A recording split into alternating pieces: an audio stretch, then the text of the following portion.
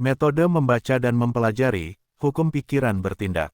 Buku ini ditulis untuk mengajarkan satu hukum pikiran yang sederhana, hukum, yang dapat dipahami dan digunakan oleh siapa saja, dan yang jika digunakan akan memberikan kebebasan, kegembiraan, kesehatan, pembekalan, dan kedamaian bagi orang yang menggunakannya.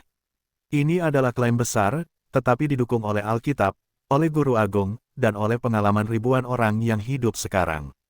Segala sesuatu dalam buku ini didasarkan pada hukum yang diuraikan dalam pelajaran 2 dan siswa diminta untuk membaca setiap bab dan kemudian bertanya pada diri sendiri, bagaimana hal ini menggambarkan hukum.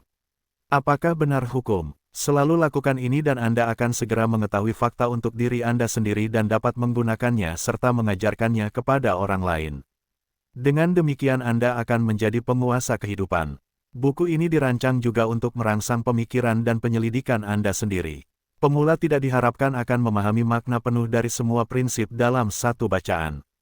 Itu untuk meditasi. Baca dan pikirkan. Pelajarilah kehidupan, buku, surat kabar, manusia dan peristiwa dengan mengacu pada hukum ini dan Anda akan menemukan ribuan ilustrasinya. Ketika Anda dapat mereduksi semua fenomena kehidupan menjadi hukum ini, Anda telah menjadi seorang filsuf besar. Jika Anda memasuki studi semacam ini untuk pertama kalinya, jangan biarkan tersinggung pada satu pernyataan untuk mencegah Anda membaca lebih lanjut. Mungkin Anda belum memahaminya seperti yang dimaksud. Mungkin ini pandangan yang sangat baru sehingga Anda belum ingin mempercayainya. Teruslah membaca dan belajar dan buatlah keputusan Anda sendiri. Seperti kata Paulus, ujilah segala sesuatu, peganglah yang baik. Bahkan jika Anda seharusnya tidak pernah menerima semuanya, Anda masih bisa mendapatkan bantuan, dan menemukan kesehatan dan kedamaian. Sebuah studi yang cermat dari pelajaran-pelajaran ini akan mengungkapkan kepada siswa bahwa pelajaran-pelajaran itu tidak disatukan oleh pengaturan kebetulan tetapi berurutan. Pertama, kita memiliki pengertian dan definisi metafisika dan hukum. Kemudian prinsip umum penerapannya diberikan. Ini pada gilirannya diikuti oleh filsafat metafisika.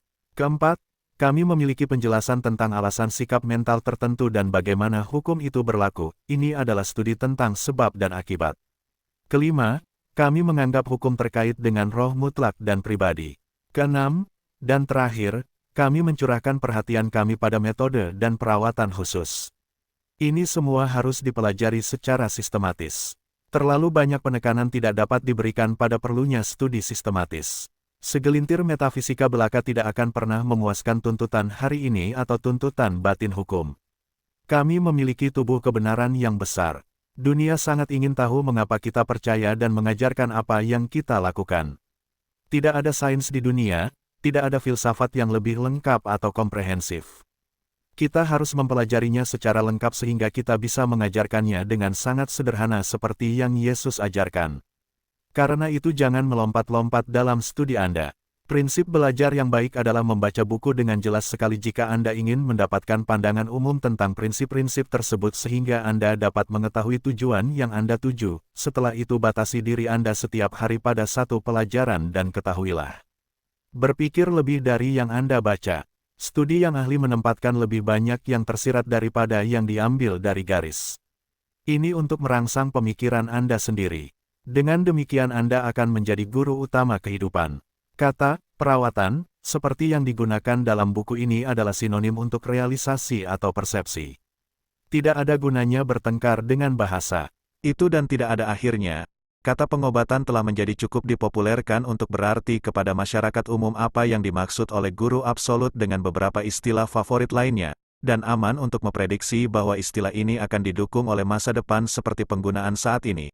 Pada saatnya siswa akan tiba pada titik kesadaran di mana dia tidak memerlukan perawatan yang dirumuskan, dia kemudian akan membentuk pernyataannya sendiri, pada akhirnya dia akan dapat mengucapkan kata saja, dan itu akan dilakukan kepadanya bahkan seperti yang dia pikirkan.